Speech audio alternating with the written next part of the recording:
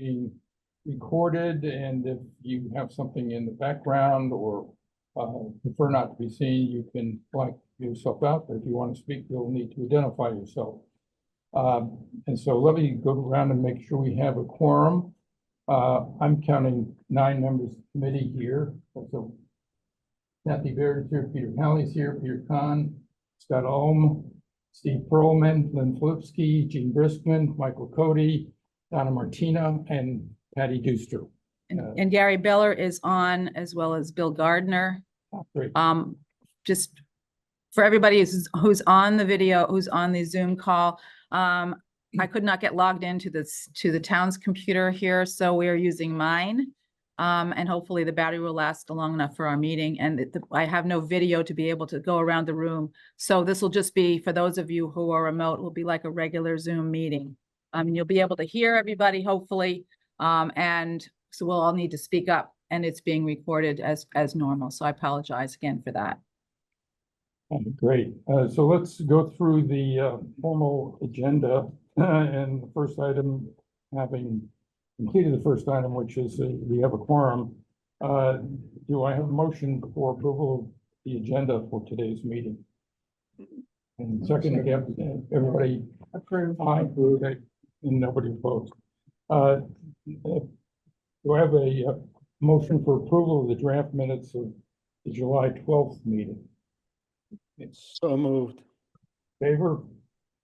Okay, that's approved. Okay, that gets us to the point of our meeting today.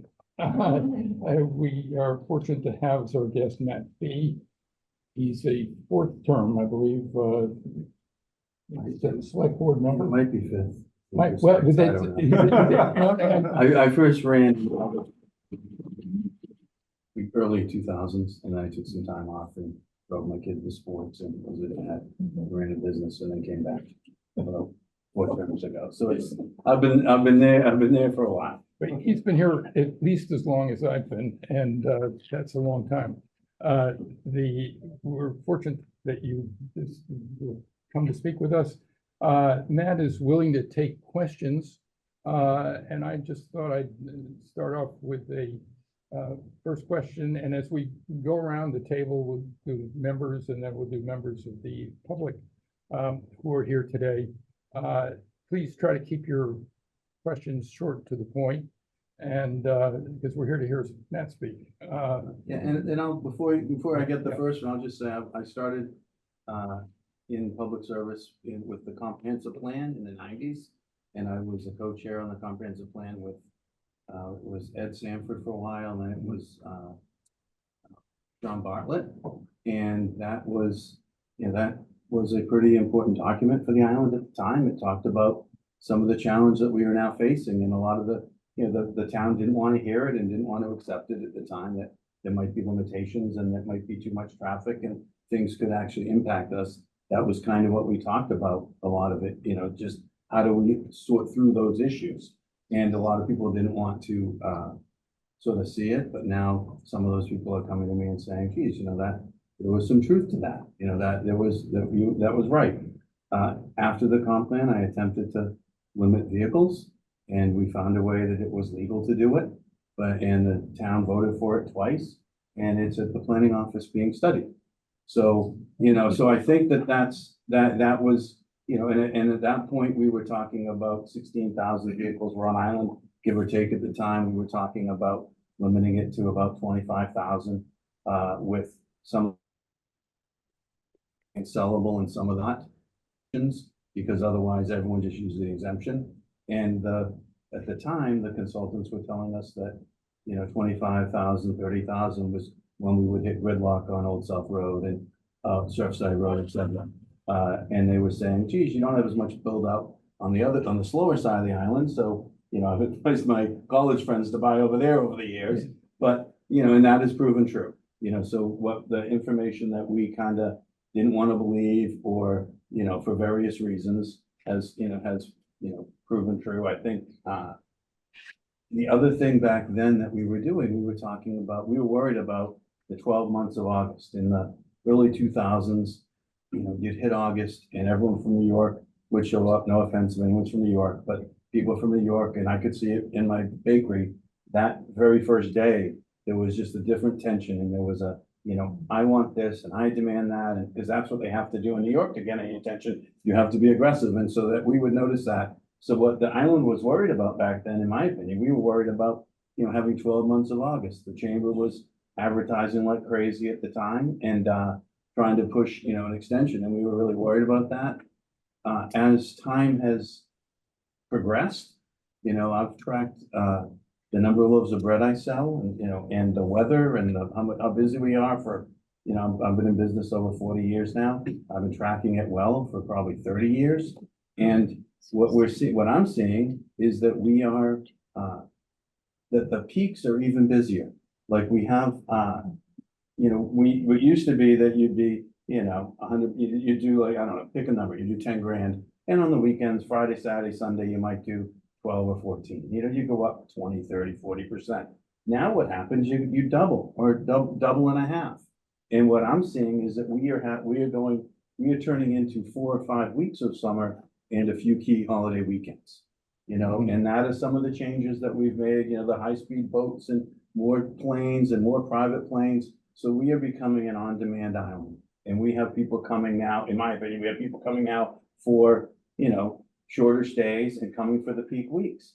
When people used to call, they would say, I want the first week in August, I want 4th of July, and the realtor would laugh at them and say, hey, you got to call me in February. You can't be calling me now, and they'd call the boat and the boat would say, are you kidding? You can't get a boat ticket. So we would spread all the business out. It was spread out over, 10, 12 weeks with the weddings and the fall business. And now I think have built so much capacity at peak that people can pick the week they want. They can pick and come for the, that week. And we see it on the island. We see the traffic and we see just the crowds and the inability to get the boats, and there's no space on the boats for anything. And so I think those are the issues that, our popularity, it's sort of in a way, our own popularity is causing some of the issues that we have.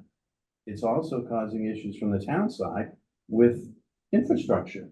We have infrastructure, things like schools and sewers and things. They don't fix them. They don't improve a little bit every year.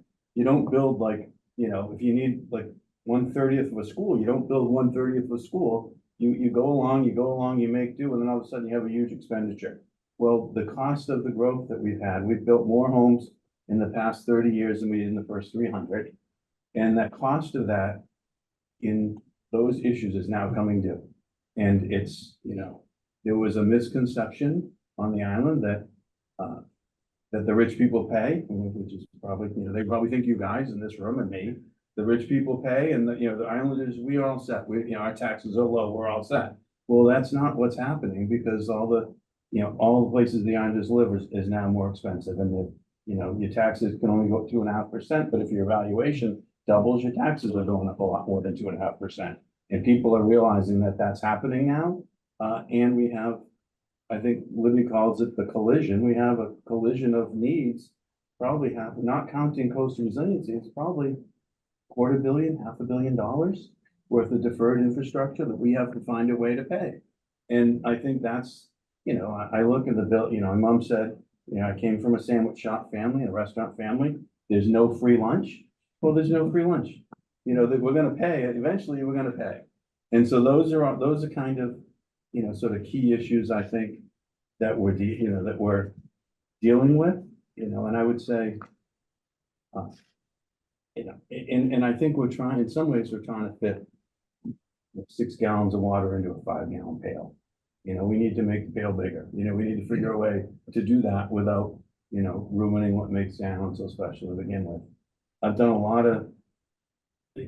about this for a while, but there was a guy that did a life cycle of a resort, and he looked at this in the 80s, and he basically said there were like a bunch of stages, and not every resort goes through this. It doesn't always happen like this, etc. But here's kind of what happens. The place is found, like a nice, beautiful place is found, and the first people come and they're happy, and the people who live there rent rooms to them, and it's all kind of informal, and everything's great, and it's exploration phase. And then the involvement phase happens, the residents start to provide services, facilities, and then you start to develop and you get a chamber and the chamber starts advertising and there's more money to be made, et cetera.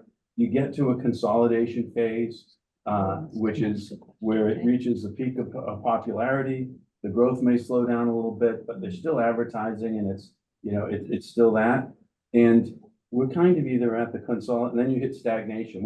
In my mind, we're at consolidation or stagnation. You hit a stagnation where the numbers of visitors plateaus and the destination starts to face challenges like overcrowding or, lack of infrastructure, decline in satisfaction. There's a lot of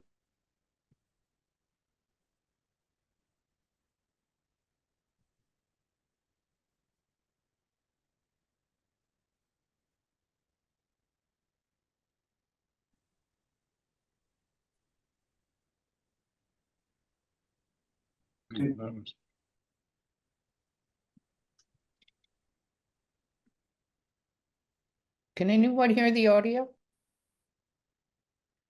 No, businesses want to be. I can hear it now. We can't hear it. Gardner can hear it. I But not- cannot hear it. But not the meeting, just the people on the Zoom. Yeah, I cannot hear the meeting audio. You can mute him. I'm trying to mute everybody now. We're muted. I'll get it. Am I good? Yeah, I think it dropped off for a second and people were not able to hear, so. And so I'll finish up. But so we've done a lot of good things, like the land that we've set aside is great because it's cheaper to have land sitting there than to develop it. It costs you like 98 cents per dollar of value of land to let it sit as it is. It costs you like $1 something if you develop it. And so, so we've done that, which has kept the island nice. It's kept, but there's things that I think going into the future, we need to start thinking about. We are an urban environment from Liberty Street to the airport. We shouldn't think that we have suburbia. We should be should be connecting all those roads. Like downtown, you can get into town a few different ways. We should be connecting all those roads, paths and sidewalks, and just admit to ourselves that we need to build the traditional pattern that we used to have, which fits a lot of people and it looks really good. And we have to start going down that path rather than the idea that we are a suburban, town in the middle of the ocean. We're an urban town with a couple sort of hamlets off the side, but we need to start thinking more along those lines. And in the traffic stuff, I wanted to limit cars. I think that has passed. But one of the things I would say is what can we do that is as appealing or more appealing than getting in a single car and driving around by yourself? Can we, the buses are free, which has helped and that's been positive, but is there anything else that we can do, that we can start working toward so that becomes a mode of transit, so buses or some other thing becomes a mode of transportation. I say this from experience in Telluride, Colorado. They put a gondola from the main town over to the mountain village, and all of a sudden they didn't need hardly any bus trips anymore. It's a free gondola, and there's no traffic in their town, and they have sort of that one thing for them solved that issue. People get back and forth. The front of that mountain is pretty steep, so people used to have to take a bus over to do it, and now they all get on the gondola. And if you're a visitor there, you just get on the gondola to go to the other part of town. And so I sort of challenge people and say, what is our gondola? What are we gonna do here that's gonna get people, that's gonna take some of this away and get that out of here? I know that traffic this time of year especially is sort of one of the biggest complaints that we all hear. And my last thing is, I think some of the things that happen are signs, like they're indicators. And at Something Natural, I hire about 50 employees. I hire about 60 over the course of summer. We have probably 50 or so working at any time. And every year or 2 or 3, I have one kid who falls off his bike or does something dumb, falls off a scooter or falls off a bike and breaks an arm or does skins a knee up or does something. This year right now, I've had 6 different accidents. I've had 3 employees. One was flown off with a serious head injury. she's okay now. She's lost a little bit of a little bit of her sight. It is in and out, but so she had flown off the island with a head injury. I had another one fall off a bike, and break his collarbone. He had to have, the Irish kid had to have a pin put into his shoulder. And I have another Ukrainian girl who fell off a scooter. Again, I tell these kids to wear helmets. They're not wearing the helmets. She has, a bunch of stitches and has to go off island and have her jaw fixed. So she broke her jaw. And so that's three, serious accidents, like inside of 8 weeks, 7 weeks. And so I think, to me, in my world, that just is a sign that something is out of balance here, that with something, and what can we do? And I know staff is talking about, I've talked to Libby, I've sent an email to Libby and the police chief and Mike Burns, but I think, that to me is, the island has gotten busy, and it's gotten busier and busier and more craziness, and I think that, how do we rein some of that in as a community? What decisions do we make? And how do we rein some of that in for all of our benefits, so that my employees can ride their bike or to work, or, safely? And so, anyway, those are the sort of the couple opening things I wanted to bring up. But I'm welcome to, I'll answer questions as best of my ability. Well, you should be a regular member of this committee, because this is the gripe committee here. And I think everything that you say echoes with one or more people on the committee. And it's indisputable that we are reaching a point, although if you look back 50 years at the Yankee, they thought they were reaching the same point 50 years ago. And that, draws into question our ability to, see things as they are. And so I think it's really not a question of whether we're reaching a point, but rather what it is that we want, and then taking the appropriate action to get there. And of course, the problem is, maybe not a problem, it's the way our society works, is there may be 75 different wants, and a lot of them are in conflict. And that we members in this committee try to advise the select board of issues of concern to non-voting taxpayers. And we depend upon the select board as the administrator and the voters of the town to make good choices. I've been here about 15 years, and I've always had confidence and trust that at the end of the day, good choices will be made, and I hope that continues. So that's not a question, that's just my personal statement. So why don't we go around the Yeah. table Well, and Matt, I appreciate that you get that inside scoop from the employees. I actually had 2 different organizations reach out to me this week who knew I was on this committee about the same exact thing. It was about, gee, when are those bike paths going to happen out towards Wallanet Road and out towards Tom Nevers? And the Wallanet one was interesting because it was a call from the people from Community Sailing, who said, not only is it difficult to get in and out of there, but the access to where they bring the kids for camp and stuff, there's not a place to pull over and get out of the way of traffic, and people are unloading children in the wrong locations. And, and I've been here over 30 years and used those things with my children. So I think there are a lot of, places where we've seen unique changes to traffic. We've also seen some things that happened over the winter in terms of changes to intersections that maybe aren't as safe as they used to be before and might need to be reevaluated. And there's one in Sconset, and we won't even talk about the Pulpus Milestone nightmare. Just need one Tuscana truck to kill you there. But my other part of this picture is emergency vehicles. And, what happens if someone needs an ambulance and you have to use Old South Road to get to them?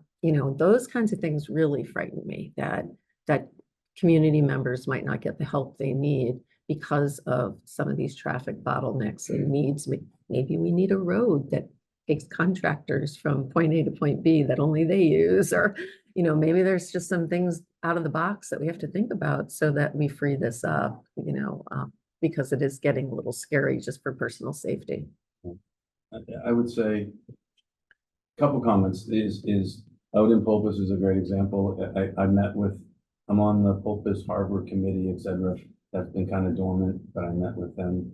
And Cormac is, I thought, you know, he's willing to have the Conservation Foundation. They used to sort of spearhead it, and he's willing to do that again. And so, you know, there is a good dialogue between those neighbors and, you know, community sailing. But it's completely right. People are going even faster on that road. You can't walk down that road. There's nowhere safe. There are people who are willing to pay for a bike path in Walwinet, and they've contacted me and other members, you know, sort of 10 years ago. They were fundraising and they had the money, and they wanted to go along Walwinet all the way out to the point.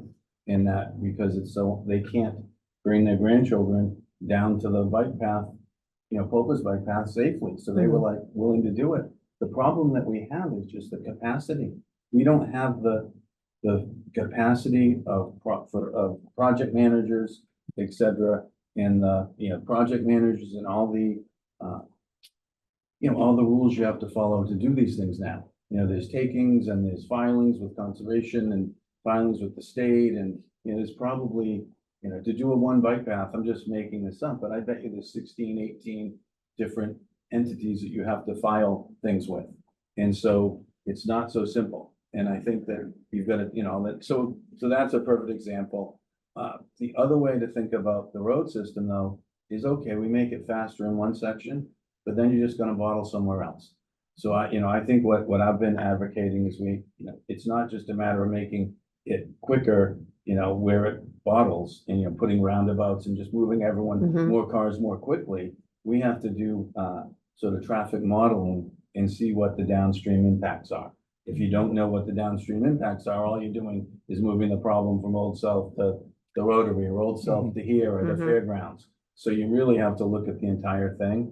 And I think, you know, the idea of a separate road, you know, at some point somehow, how they do going in and out of Aspen, Colorado, it's a, you know, sort of, if there's no traffic, it's probably an hour drive. With all the traffic, it can be 2 hours, 2.5. The buses have an opportunity to jump at every light. And so they have like a way to jump the traffic, so they can get down this road. It's taking, you're in a private car, it's taking you 2 hours, 2.5 from Glenwood Springs. They can do it in an hour 15 or an hour and a half. So there's an incentive. So people hop Yeah. on the buses. The buses are free. They got on the bus and they go back and forth that way because it makes more sense. And so, you know, I've sort of, you know, I've talked to Mike Burns about it. I don't know how we do it, but how do you incentivize and make it better for people that are going down? When I go to, I'm up all hours because I'm a baker. There's no cars parked downtown at night. No. There's no cars on Cliff Road. There's no cars down at, you know, down on Brant Point. They all come in at 6, 7, 8 in the morning.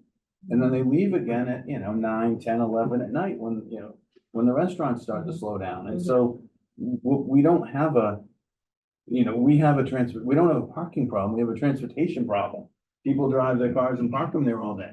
Does the town have options to like use other lots, like out by fairgrounds and shuttle people to town?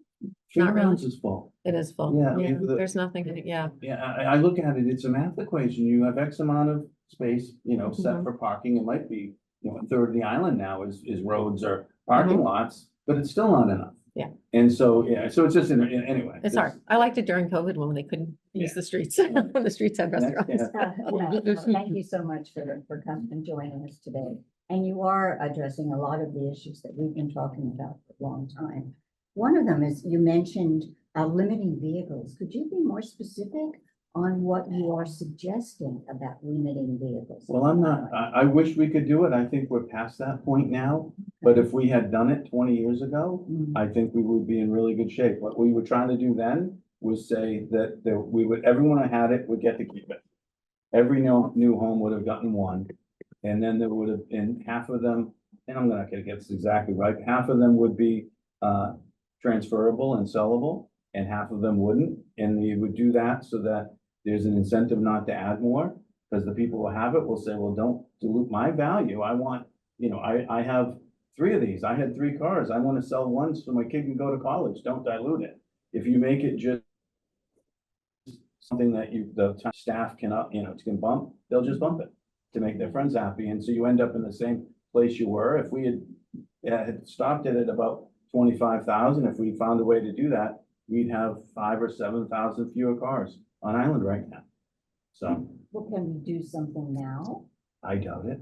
I think that we, Too late? I think we're past that point, and I think you know, you know, my focus at this point is what else can we do that would be better than that? You know, but, and that's part of making a grid pattern so that there's more ways to get around. You can get in and out of downtown, you know, and you have to drive slowly and it's safer if you have trees. I just drove on Woodbury Lane. It's a perfect example. It should be a little bit wider so they can park on both sides, but it's a perfect example of what streets here should look like.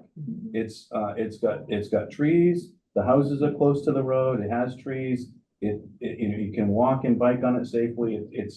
You know, it is exactly what we should be doing all the way out. And, you know, so that would be a positive. Yes. Okay, Patty? Just, to add on to that, though, there are little things that could be done, and I don't understand why. For instance, trucks, you know, you said you condensed into how our peak is condensed. Why are we still allowing such big trucks on the roads even during the day when we're at peak? And it's, okay, it's commercial business, they don't want to give up that business, but you've said, and I think a lot of people have said, let's slow down the whole pace of our development. And so if you're giving the construction guys you know, an opportunity to continue for our peak series with trucks, it's adding to our problem. So why don't we just take a small window and say no trucks on the road after 8 o'clock during our high season? And the other thing is, half of the problem with downtown is when the ferries are in and they come in together, the traffic, the foot traffic isn't being controlled. So you have gridlock with the cars. And if you just took a person, you know, a traffic person and put them in key positions, you could hold the foot traffic and get the flow going. And those are little things that can be tweaked to get things noticeably better, I think. Now, there are little things, and we do some of them, and you know, and then we stop doing some of them. It would be nice to, you know, you're right. Well, one of the little things, so that everybody doesn't leave here totally depressed, is what I would call something that I've observed, especially this year, is common courtesy. And that is, as you're driving along on one of the roads that is blocked up, and it's blocked up because somebody needs to make a left-hand turn, or somebody needs to get on the road from a side road, people actually stop and let you do it. And that frees up traffic. And so people really need to cooperate, because we don't have a, you know, well-planned public road system here. It's something that grew organically starting out before we had cars. And so people have to use common sense and courtesy, and things will, it's not gonna change the situation. It's gonna dramatically improve it. It's not gonna make it disappear, but it will be somewhat better than it is otherwise. Yeah, Michael.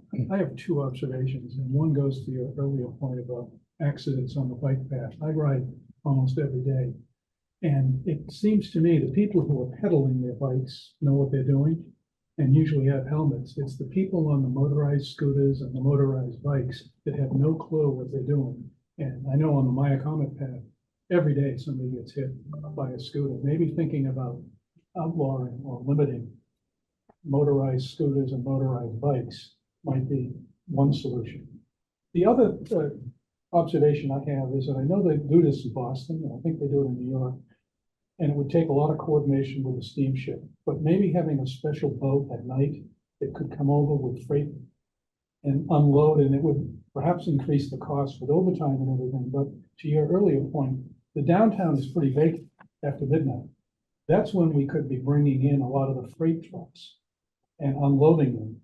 And that might be something worth thinking about, even though there are a lot of people that would have to agree to it. But like the steamship could go after 10 o'clock at night.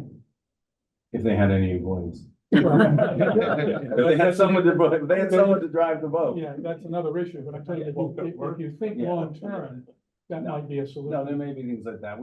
But you know, it used to be that the goal was to get the trucks in and out of town by 10 in the morning or 11 in the morning. And over time, that has kind of disappeared. It used to be that You know, if you think about that, the world has changed. FedEx and UPS used to have normal sized trucks that fit Nantucket. Now they have big trucks because that's what they need, and there's nowhere, there's a few places in the park, but there's a lot of places where they can't, and they just have to pull over and do what they do. And it's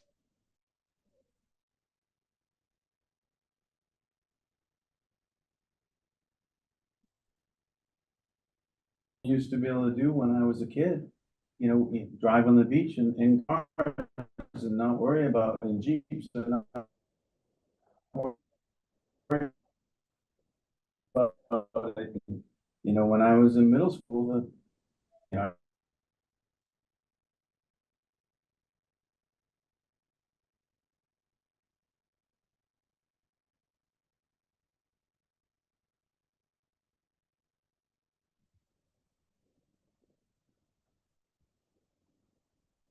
Not hearing.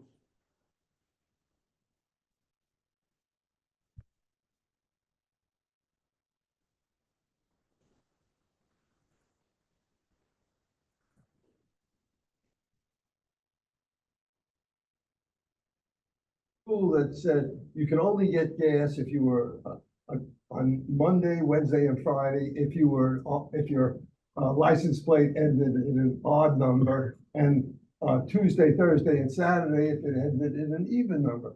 And that sort of reduced the amount of line at the gas stations. Maybe we have to think about ways of controlling traffic that way. The other big problem is I have a friend who used to live on Orange Street, and he said, it's crazy 6 days of the week, but on Sunday, it's nice and peaceful because you don't have landscape trucks. You don't have, so we talk about trucks as there were relatively few FedEx and UPS trucks. The trucks that really caused the problem are the construction workers, pickups, and the extended truck trailers of the landscapers. So maybe we have to think about certain days of the week that certain parts of the island can have landscaping work, and other days of the week they can't. So people will be able to adjust to that. I don't know what the solutions are, but I think they have to be thought about in a much more aggressive way than just to nickel and dime it. yeah, no, those are suggestions. I think that's stuff that we should be working on and considering. We're in the middle of a, you know, of a planning process for the master plan. Some of these types of things, hopefully, are the things that we are putting on the table. The police chief came from, Northampton. yeah, thank you, Northampton. And so what they do in Northampton, if you want to build downtown, you can park on the person's property, or you can park in one parking space and you pay $100 or $200 a day or something for that space, and you get a cover and you can cover the meter, and you can park your, you know, your one truck on the public street for the day. And then at the end of the day, you have to take the cover off so people can use it in the evening for the restaurants and things downtown. And they don't just say, hey, you can park on the medians or you can park on the sidewalks and you can take up this whole street for 2 years. They actually put, you know, some parameters around it. And I think that type of thinking, you know, is what you're talking about. I think we need a little bit more of that. I've been advocating for years for a parking committee. You know, I think there should be a like a downtown transportation parking committee. That select board doesn't have the time and the staff doesn't have the time or the wherewithal to do it. But you could get lots of volunteers. Yeah, well, it have to be you have to the right people. You can't have a bunch of people get on it that don't want it and just want to say how it's not possible, which is what happens a lot of times here. You have to have people that want to do it, you know? And some of the ideas from the, you know, non-voting taxpayers, some are people, you know, we don't listen to it initially. I don't know if you guys know about the cobblestones on Main Street. Has anyone read that recently? All right, this is going back, I don't know, 40s, 50s, somewhere in there. And the summer people were, the islanders were tarring all the cobblestones downtown. In the old days, we had cobblestone from the top of Cliff Road all the way to like 56 Union. All of those streets, you know, if you look at the upper street,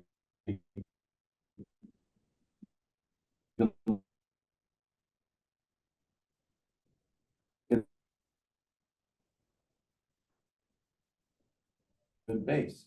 And they did, Cliff Road, and they did Center Street, and they did, wherever. And what happened, the Islanders were getting ready to do Main Street. They were gonna they were gonna tar Main Street. Oh, dear. And the off Islanders were, opposed it, and they were angry, and they're like, are you kidding me? You've got the nicest Main Street in the country, maybe in the world, and you're getting ready to ruin it? And the Islanders were like, well, it's progress. We want, we have to have safety. We have to be able to drive the ambulances safely, and we need speed, and we need this and that. And so the off Islanders started their own newspaper because, the head of the Yankee was in favor of, tarring. So they said, we're not gonna give you a penny, it was Marianne's dad or grandfather, whatever. And so they said, we're not gonna get you. So for 2 summers, they had their own newspaper called The Cobble. And so they'd have the stories about the island, they'd have the Island News, and then they had Island News, and then they would advocate to keep keep Main Street the way it was. And come to find out, eventually, the Islanders came around and saw the wisdom, when they didn't initially see it, they came around and had the wisdom to not do it. Yeah. That's so nice, I get that.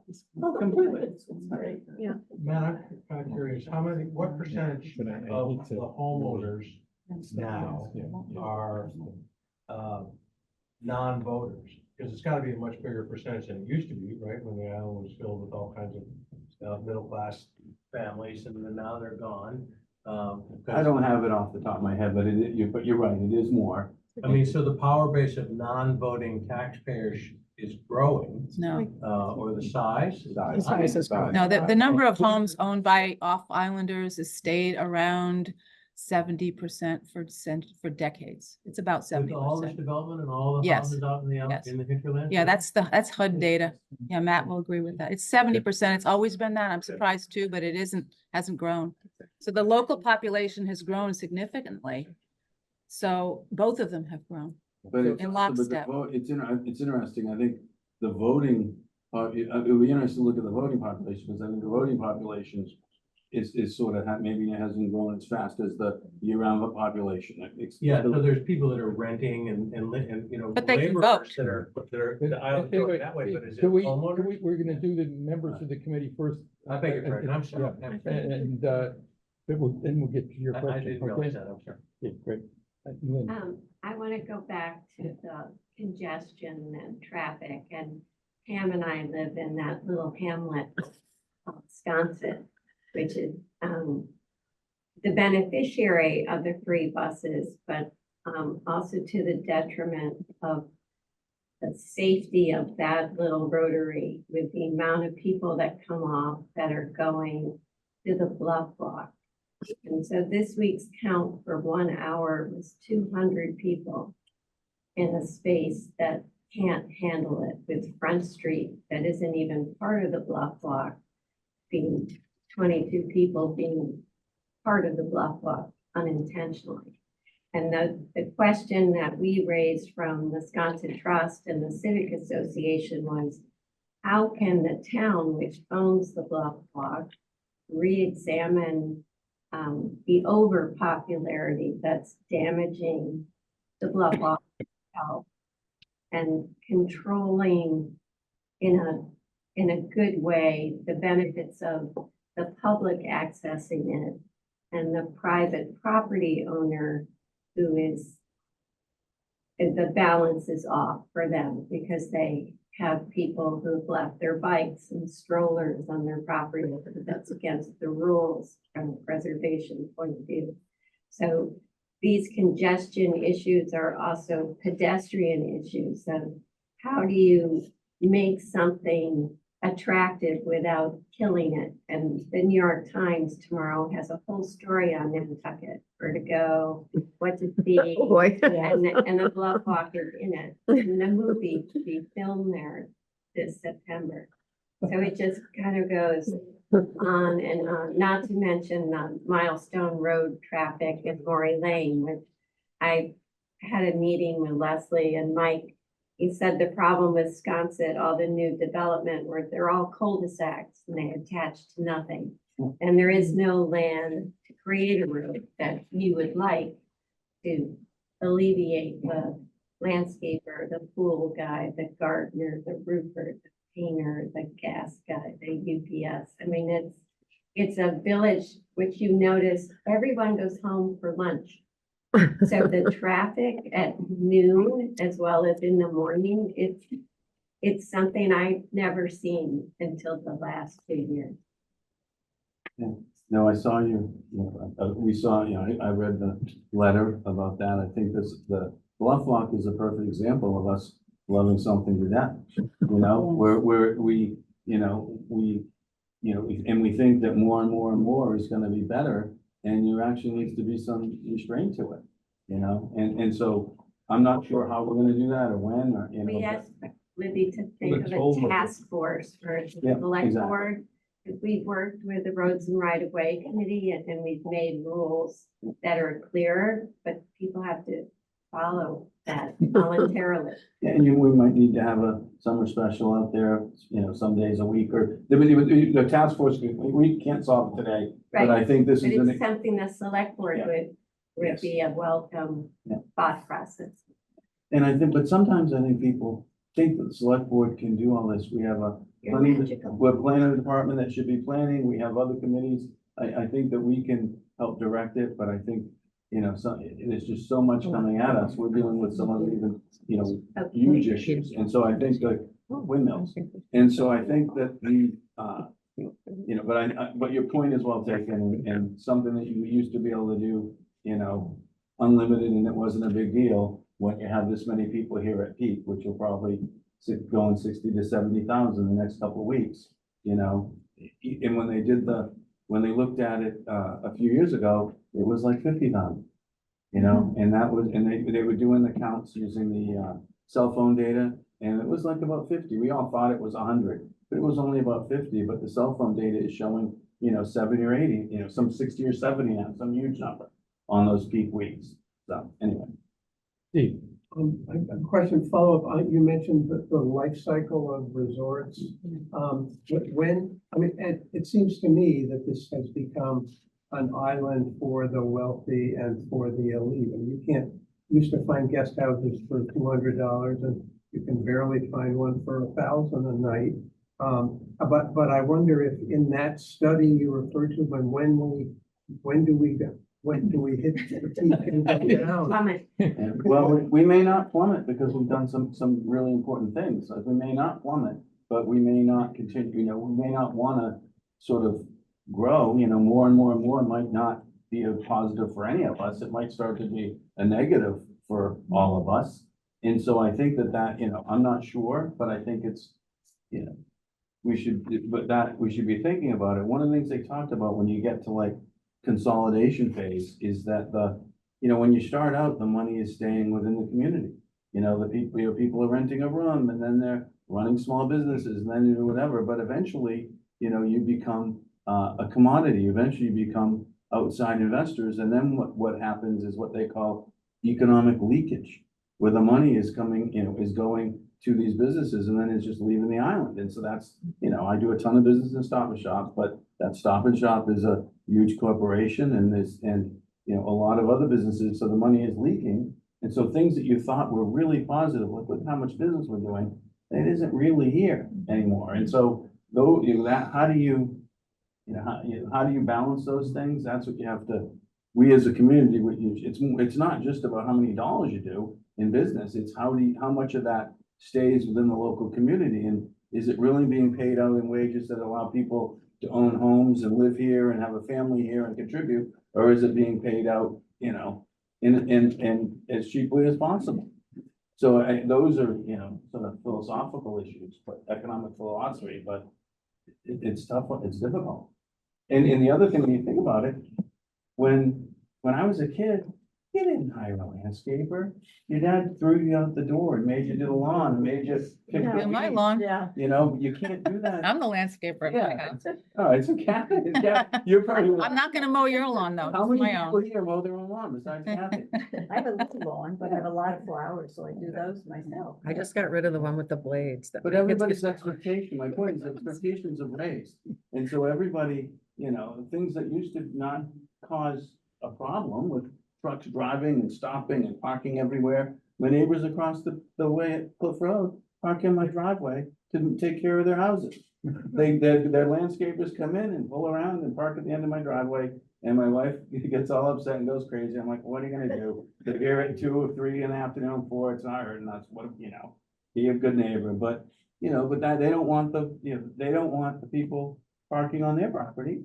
So it's sort of, the things are different now than it used to be. Well, the expectation of what your house is. Mhm. It went from the fun cottage to I want everything I have somewhere else. Yeah. Here, which benefits house fitters or every builder on the island who can up the premium of what they're building, but it's not good for the number of cars. So continuing around the total, I'm asking, is there any hope? I think there is, but I think there is. The end game has been in sight here, Yeah. probably for several decades. Yes. And we seem to, have a consensus, which is we're gonna build this out until there's nothing that can be built further. We can't really restrict anything, efforts fail all the time. There are lots of things, bike paths, buses, all this, but frankly, we're rearranging deck chairs there. Is there any hope for the policy? This is all within the gift of the voting taxpayers. Is there any hope for an alternative consensus to arise from what we are quite clearly doing? I think there is, but I think in order to solve it, you have to identify it and accept it as an issue. And I think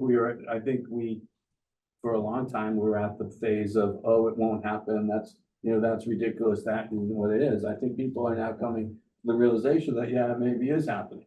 And yeah, it might, maybe we have to do it differently. I think when they did a count of the number of potential houses under existing zoning, which we told, oh, there's nothing to worry about here. There were, I think, 17,700 in Mattocket. There's like 10,000 overall. People, I think the Islanders are like, you gotta be kidding me. 10,000 houses. If they all get built, that's 25,000 more cars. Where are we gonna put them? So I think the Islanders are kind of coming to grips with that this has to be different. I don't think there's any consensus on how we're gonna do that. And I hope, but anyway. So I'm not, and we've done a lot of things really well. Yeah, we gotta get time. We got people on. Sort of taking that next step, looking at some concrete examples. Capital expenditures that you had mentioned, we have our Island Home, Department of Public Works, coastal resiliency, it's a huge numbers, when you add them up. And yet, and when they go to town meeting, they're all turned down. What's the answer? I mean, does the select board have to take a more active role in the sense of pushing its policies or establishing policies? Same thing with the SDRs. I mean, does the select board in that case has stepped back and said, you guys deal with it? You've seen what has to happen. Does the select board, and that sort of follow up, the select board need to be more active in declaring its position? You're elected. Well, on some of these issues, the select board is split. And so we might waffle one way or the other, depending who the third person might be. So I think what has to happen has to be a consensus, created from all the various stakeholders on whatever the issue is. It's, I think we've done a good job so far on coastal resiliency. We're not forcing the taxpayers to pay for Sheep's Pond. Our policy out in Sconset is that's going to be paid for by people benefiting from it. And so that, we are trying, I'll speak for myself. I'm trying to hold the line on that policy. I think that somewhere like Washington Street that we all count on is appropriate for us to all partake and help pay for that. Maybe the people there pay, a little bit of money, but, and then there are places that, but there's not enough of a tax, there's not enough ability for us to pay for everything out of the taxes. We need to find other ways to do it. We need to increase fees so that they're going up yearly, so that we don't go 20 years and then go, oh yeah, we should have raised the sewer fee. I think that there's things like that I'm advocating for, that I'm trying to get through, and some of it is happening finally. And just in being realistic that these things are expensive. I mean, this is one of the things I would love to see. I would love to see a discussion about how do we get the cost of building down with all, and we can maybe do it for this town to build. We have to do, prevailing wages, and there's a lot of rules and regulations the town has to follow. We built a shed out at, I didn't vote for this, I just couldn't do it, even though I love sports. But we built a shed out at the, fields that was like 2 point something million, and it had no utilities inside. They needed another 600,000 to put the utilities in, the heat and whatever, a 2 point something million shed. We had built one 20 years before. The Navy Seabees came up and, we bought like we got $30,000 or $40,000 materials donated. They came and built it and it was done. And it's been there and it's still there. This one was 2 point something. So something is out of whack that we need to, find time to figure out. Okay, we also have, just so you know, there's people on, our members are on that line that have questions. Okay, so.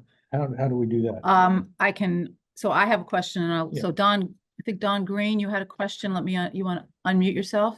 I had more in line with a suggestion. The problem seemed to be around the roundabouts that cars back up. And I would suggest something that's sort of a heresy on this island, putting regulating the flow into those areas by putting a sign several blocks ahead that says stop and allow the flow to go through and then go. It would be timed. They could put a digital sign. The other thing and that's what they do in actually my community here, and they keep a good flow of traffic through the roundabout. The other one is using taxis that operate at designated areas to pick people up. And because the free one is more on a half-hour cycle, and this would be, people would not have to wait very, very long to be picked up.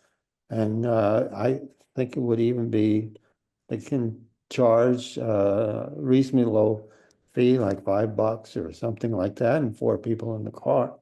It would be 20, and they would get on and off the taxi cabs.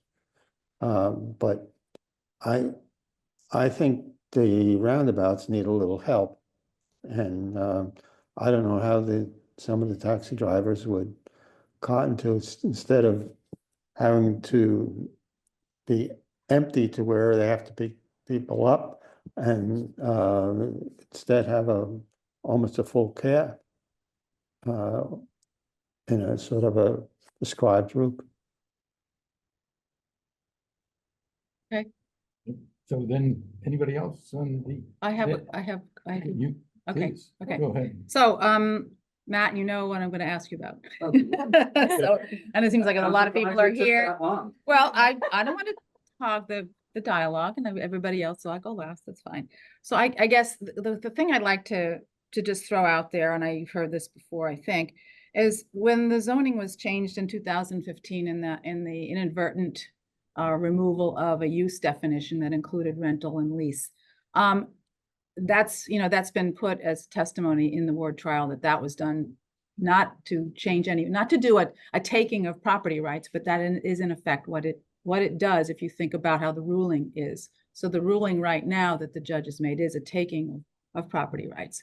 So it seems, regardless of where you stand on this, putting it back the way it was, and the town saying, let's just put it back the way it was and move forward, what that does is it means the lawsuits are done.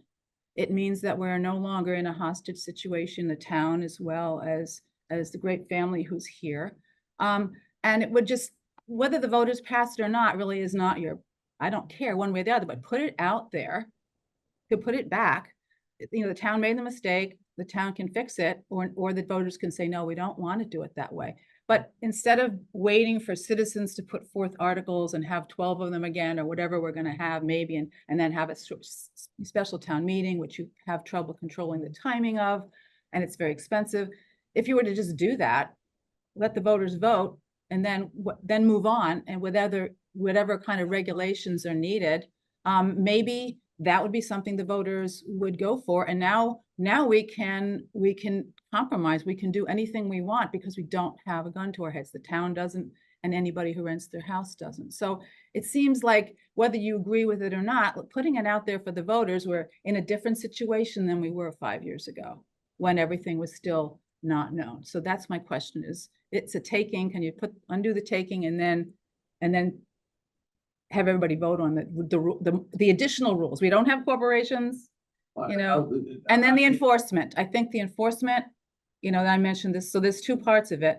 You have to do that and then make sure the enforcement happens. So the fact that the town since 2022 has been able, has a law, a bylaw that states it must collect rental information, then you know what you should regulate because you'd collect the real data for Nantucket that nobody can argue with.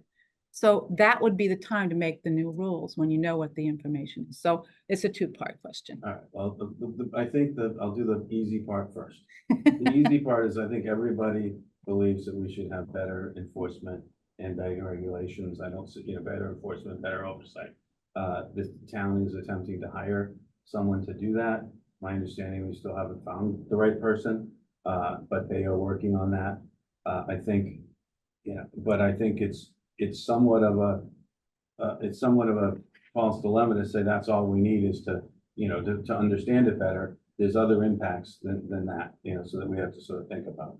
Now, so going to the first question is, it's not, we can't, you know, select board can't just say, we want to change this, you know, and I don't think we would say that, or, I mean, two of us might not, and three might not, two might, I don't know. But this has to be solved at the town meeting. It has to be solved by the legislative body, and 2/3 of people have to vote even to fix this. Like you're claiming it was a mistake and. Well, the planning board could just put it back the way it was and see what the voters do. That's a legal argument the town has made, but it hasn't necessarily been the position of all the select board members but that was the legal argument that was made in at that time in that situation. I think that we'd have to get a 2/3 vote. Things have changed substantially since 2015 when this thing happened, wasn't it? It was 15, wasn't it? Right, and for 5 years, there was no issue at all. Yeah, so it happened in 15. The lawsuit happened. Well, I understand, but it's been 10 years. A lot has happened in 10 years. The state has, you know, has decreed that we can do certain things and people have become aware, you know, and it isn't just because of Act Now that they're aware. People have become aware because they're living in neighborhoods that are substantially different than they were 5 and 10 years ago. And it isn't to say that it's just noise and that the town, who on one hand we say is incompetent, but on the other hand we say, oh, they can go and take care of this noise for us. Well, which is it? You know, so I think that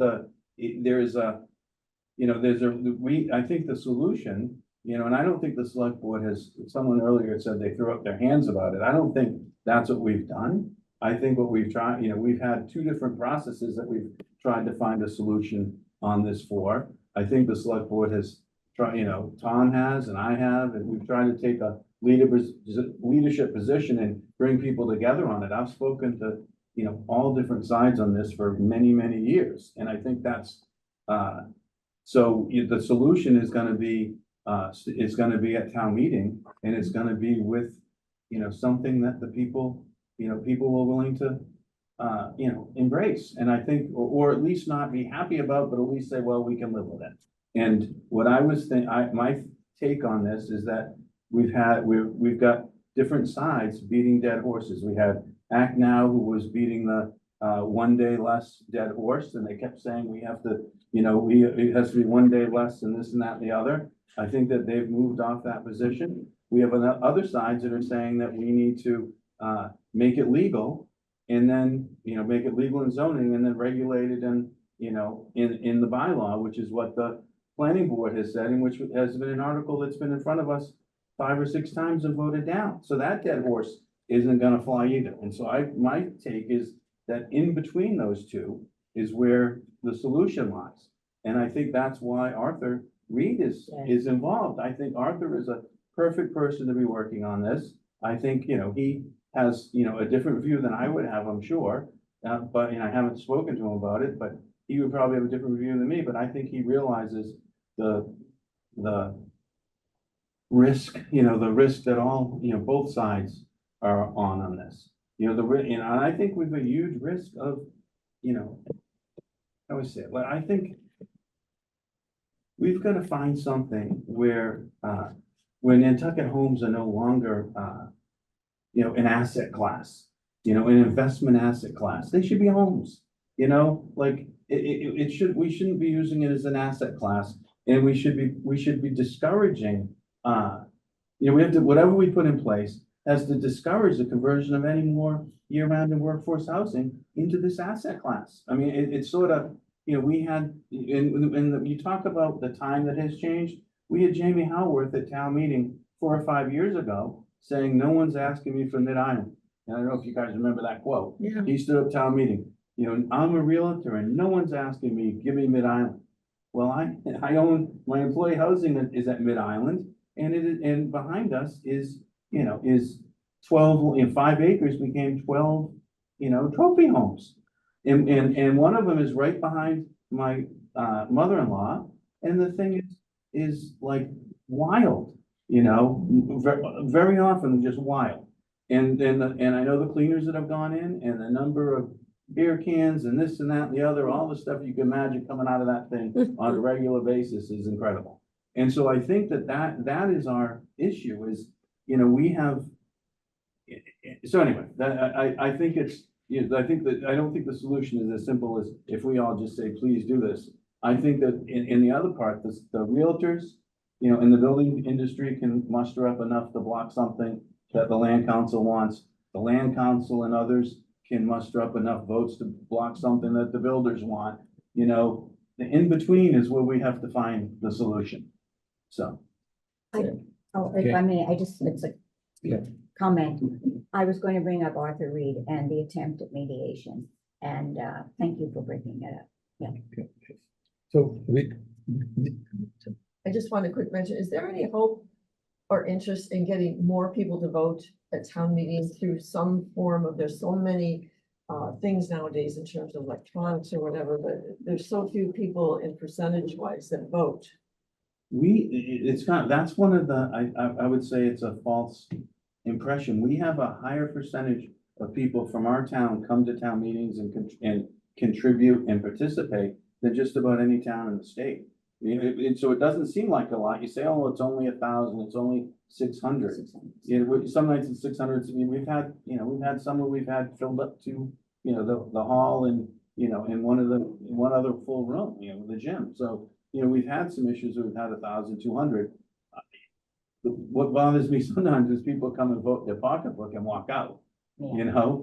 And it also worries me that sometimes, you know, sort of garbage in, garbage out. If we haven't done the homework, you know, if the FinCom hasn't, or the planning board, or the select board, or whoever's responsible, then we are, you know, we're throwing darts. Sometimes we don't know what the impacts of these things are, and we're still voting them anyhow. And so I think we need to do a little better job, I think, of, you know, analyzing and understanding the impacts of some of this before we get there and vote it.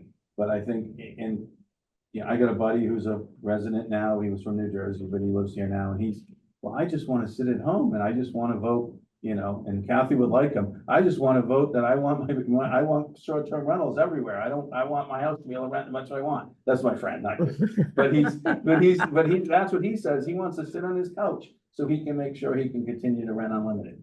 And I'm like, well, you need to come, you know, if you want to come and have a say about it, you're a smart guy, come and have a say about it. So I think we've been around our table here, and I cut you off and I apologize. No, I've asked my question. I'm fine. Thank you. Okay, great. Hi, I'm Bruce Mandel from Connecticut, and I'm very interested in all of this discussion. You've raised special issues, and I know Matt's been working very hard to try to address these, and his comments, I think, are well taken. But I just want to remind you, several years ago, there was a citizen's article brought forward to address these high-speed electric bikes. I remember. On the bike paths. The FinCom, the Concom, and ultimately the select board didn't like that and advised the voters not to approve it. Oh. Slowed it down. But I want to remind you, this committee had a spokesman at the meeting and supported what the recommendation of the select board of FinCom was, not to pass that. Now, just several years later, this is a big issue. I don't think we did. No. So, you know, it's nice to be able to have a voice at town meeting. But I think you need to focus on what you really want rather than just going along with what the FinCom or Concom wanted. And in this case, it was two members of the FinCom who said, I want to ride my bike, my electric bike, on the bike path. I want to be able to bring my kids to school on my electric bike. And that influenced the whole FinCom to vote against it. We didn't speak. Like that. We've never That was a taken a choice. position on that. Having those vehicles on the bike path versus on the roads. No, it was not. You could still use the road. What this was trying to do was to take two classes of the three classes Yeah, I thought of we did electric bikes eliminate and that. say, those could go on the bike path. They're Mhm. slow. The third class, the high-speed ones that you all see now, that everybody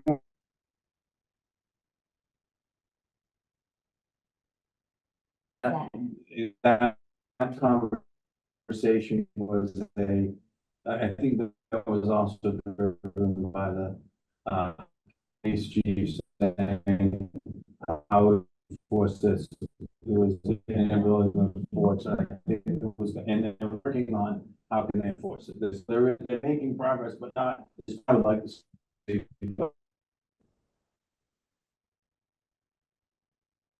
of health advisors for 20 years made a point. And I think everybody needs to focus on this. He said, if you have a policy which you're trying to go, you need a law or bylaw. And that bylaw has to have a mechanism to enforce it. And what you're doing as a town is passing these laws, and the enforcement is being thrust onto the Board of Health as an enforcement mechanism. He said, we don't have the staff. Those people don't have the training in some of these issues. There's not enough people, there's not enough money. And he came out and said, point blank, the Board of Health cannot and will not Did not support enforce his any motion. bylaw that does not have a health-related issue to it. So that leaves a void of certain bylaws that are not going to be dealt with. When I asked the Select Board and the Board of Health, do you have a list of the bylaws that put this responsibility onto the Board of Health that are not health-related? So far, crickets. I met with the Board of Health, he gave me the regulations, you figure it out. Okay, this is a big problem because the word enforcement has become the dirty word in legislation here. It is. Anytime you have in my limited experience, a bylaw that creates a rule, it often doesn't get passed because the issue of who's going to enforce it and how we're going to enforce it, and enforcement is costly in a number of different ways. And in a way, thinking through enforcement is kind of good discipline in terms of what do you actually want to enact. But I do remember, because we've seen in virtually everything, is enforcement becomes the big problem. And I don't think we're going to solve this today. No, it's just an issue that just comes up with almost every. I'm raising it to you because you're bringing it up. The police don't have enough people. There's 3 patrols during day shift. One on the east end, one on the middle of the island, one on Madigan end, the west end. That's it. They've got other things to deal with than your bicycle knocks somebody down on the bike path.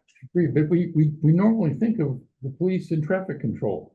And so I think that's why people normally go to, well, this is a police problem. Why don't CSOs have the authority to control traffic? I was on the ad hoc noise committee where we were supposed to come up with a new noise bylaw, and we came up with a less good noise bylaw because police don't like enforcing the noise bylaws.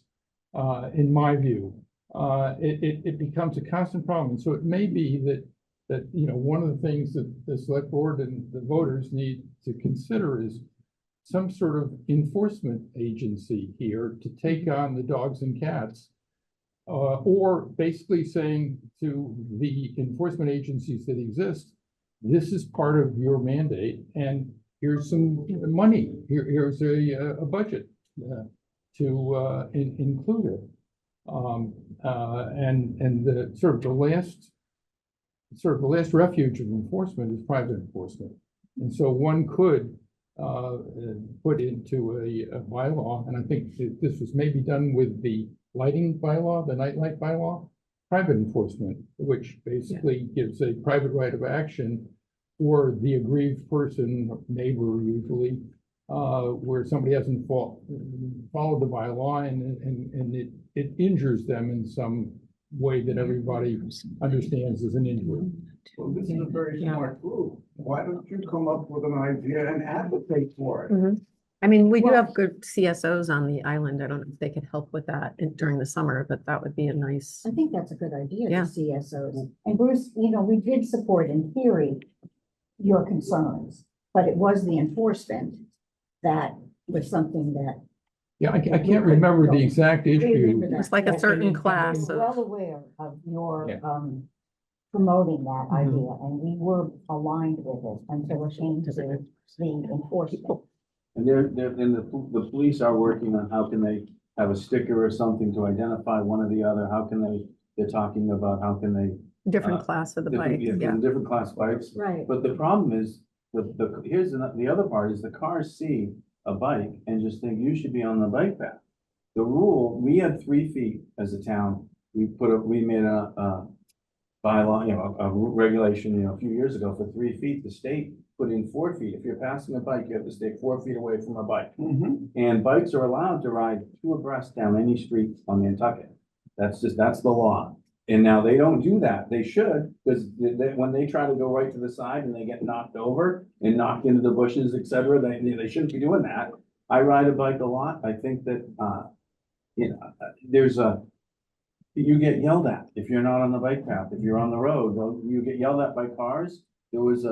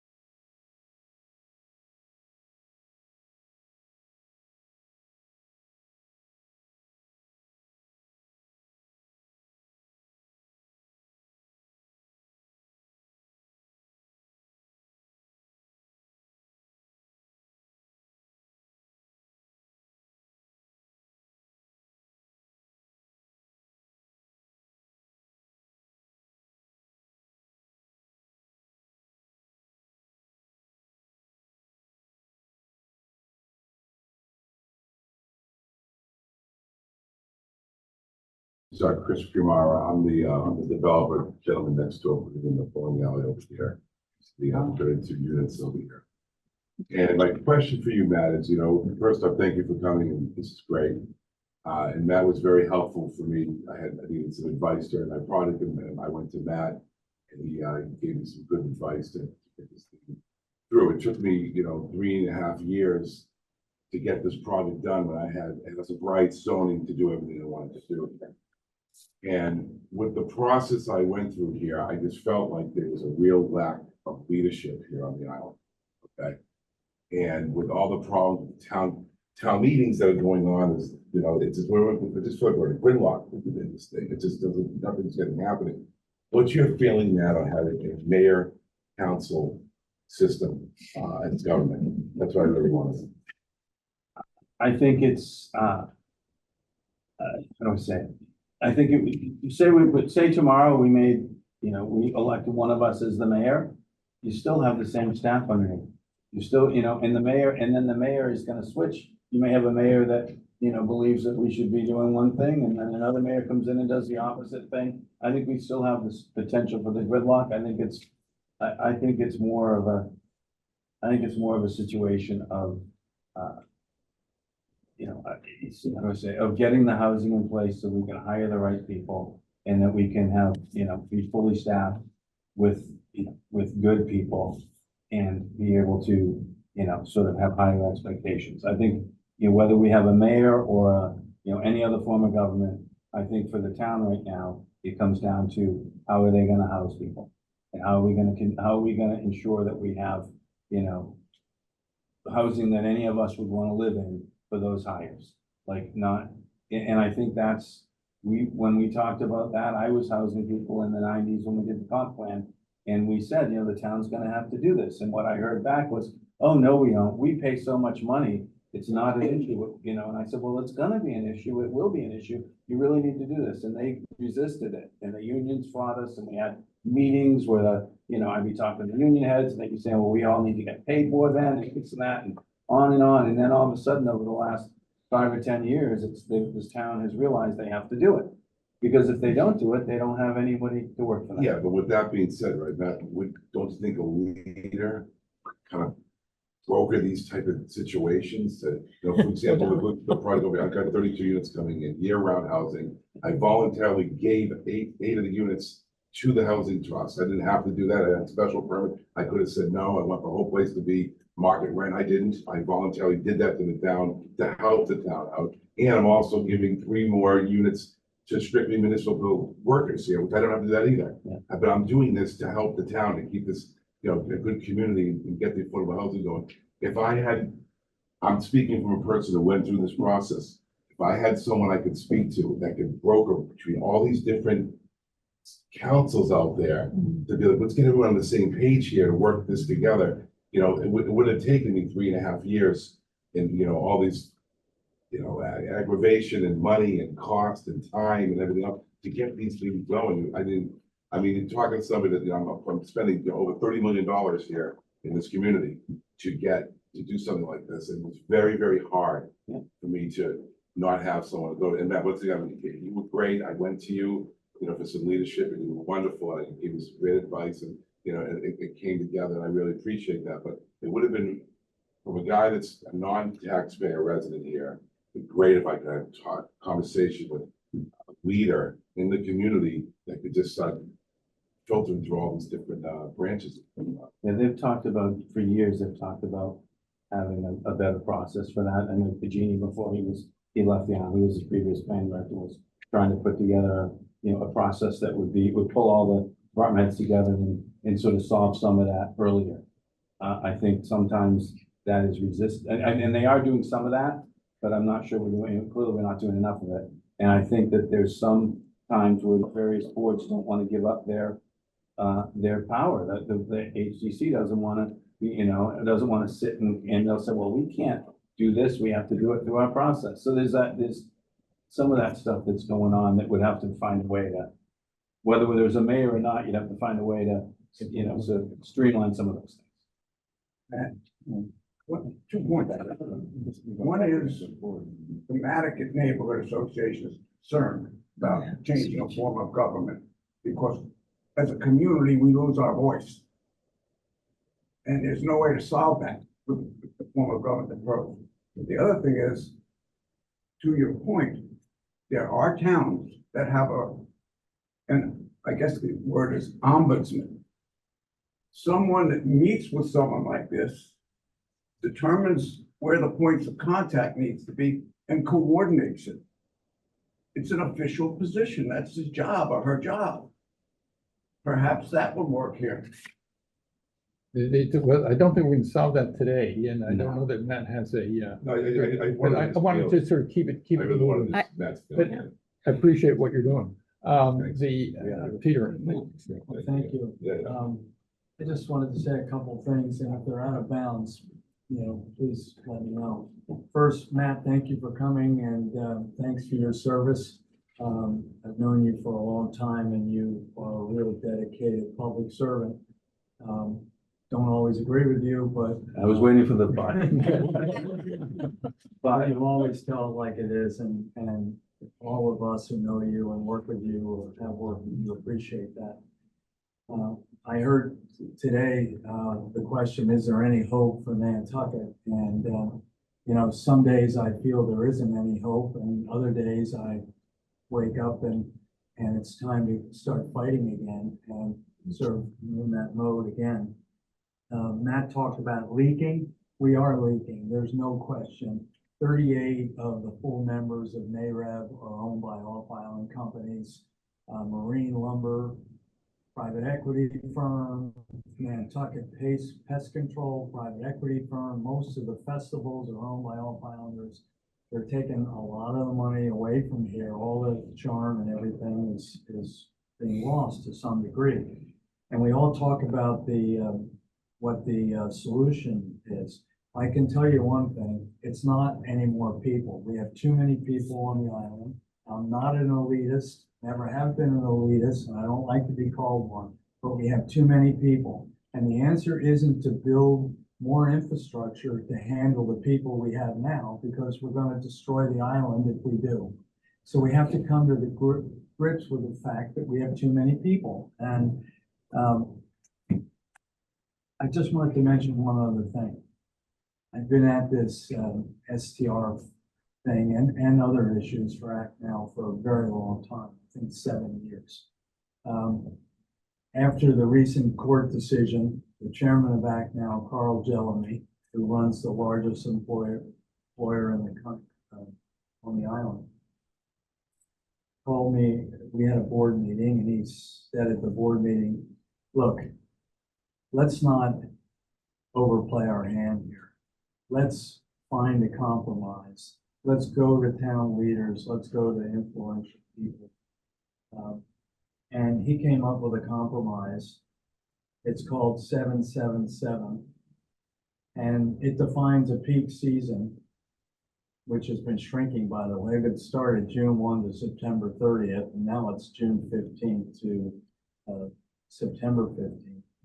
And it doesn't try to define owner occupancy, so nobody's looking at how often you're in your house. It just looks at the use of the house. And it says that every house can be used for 49 days of short-term rental, 7 weeks during that period of time. And that there can only be 7 turnovers or rental contracts that begin and or end during that peak period. And there is a 7-day minimum stay, but only in the months of July and August. It's getting some really good reception. We've gotten feedback from this group and other groups. There's been some modifications made. It's time for everyone in this community to look beyond their own self-interest and to do something that's going to help the community. And it's not perfect. We've moved so far on this thing. You know, we've agreed that the STR can be as of right in zoning, subject to these limitations, with a Y in the use chart, with an asterisk, something that we vehemently opposed for many, many months. There's one other wrinkle that I wanted to mention. In houses, with lots where there are multiple dwellings, there can only be an STR in one of the dwellings unless the entire lot and all the dwellings they're on are STR to the same tenant.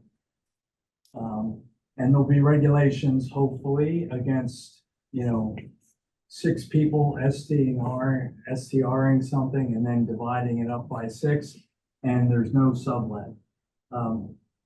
It also provides, and I know it's been a sticky point for some members of this committee, that if one of the dwellings is occupied by, I forget what the term is, it's Principal, somebody or other. if one of the dwellings is used for year-round housing, which is a defined term that was put in 2025 during one of the general bylaws that was passed. And it means housing that serves as the principal residence of the occupants for at least 10 months per year, whether owner occupied or rented. So if somebody's in there 10 months a year, then one other dwelling on the property could be STR'd, but it wouldn't be subject to the 49-day limit or the 7 turnovers. Why would we do that? Well, it's very possible that that person renting for 10 months will be a teacher or a physician's assistant at the hospital. And the second reason is when it's somebody's home, if it is somebody's home if it's rented for 10 months, or if the owner's there, there's a supervision element that's not there when you have totally absent STR owners. And the town, acknowledging that, passed a bylaw a couple of years ago that said that an owner could STR rooms in their house. I think up to 2 rooms in the house, as long as they were present on the property. So look, I'll just close by saying, we've come a long way on this thing. It's a very emotional topic on the island. But I think this compromise, which makes everyone unhappy, which is the definition of a compromise, is the only way to go. I don't think that any article, if we end up with 3 articles at town meeting, I don't think any of them are gonna pass. We need one article, we need everyone behind it, and I hope the non-voting taxpayers get behind it. So thank you. Was there a question in that? Sure. This is the question session. Peter, can I ask a question when you're done? Yeah. And we have hands I online. just wanted to, if I may, Matt, respond a bit to Peter, but what you said and what was written in the proposal differs. Slightly. Slightly with a material difference. Yeah, well, And therefore, that's why we called it out. So if you may have a new proposal that you would like us to weigh in on, we're happy to look at it. We basically made our position very, very clear. We haven't been at it for 7 years, probably 5 years now. And that is that whatever the proposal is, and that's really up for the voters to decide, there are laws that provide that those proposals cannot discriminate against people like you, Peter, a non-voting taxpayer. And that's who we try to give our opinions to the select board for people like you and me and the rest of the people around the table who are non-voting taxpayers. We differ on that. I've been studying those cases for 7 years. This is not too big. We can invite you to another meeting. Okay. But you've decided to co-opt this meeting, and so I'm not trying to make a little co-opt response. anything. Okay. I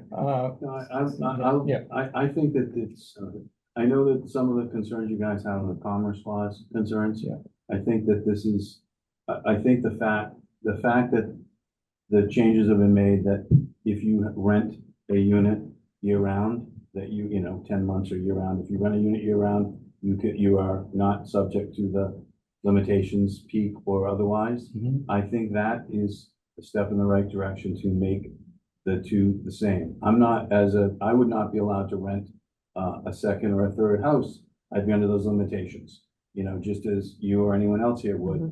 I look at that as I call the Emily Molden, because Emily Molden has a homeowner. She has a lady she rents from that's from Florida that short-term rents a lot, isn't here a lot, but Emily is in an apartment year round.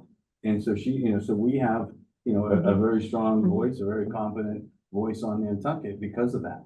I think that I hope that if some version of this is presented, and I agree 100% that it has to be unified. If we don't have a unified article, there's too much strength on one side or the other, like I mentioned earlier, it'll get voted down. I hope that the stakeholders can meet and listen to each other and be civil and find a path, because I think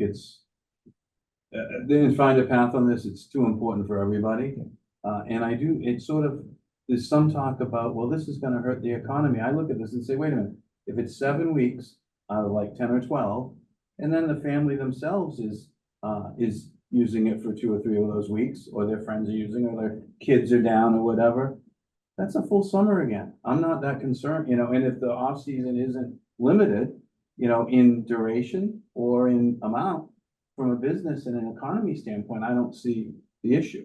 I know that there's that argument and I do understand that if we don't do anything and there's a judgment comes down and says, a worst case scenario, yeah, we could be very impacted, but I think something like this doesn't do that myself. And, I'm somewhat agnostic about the dates.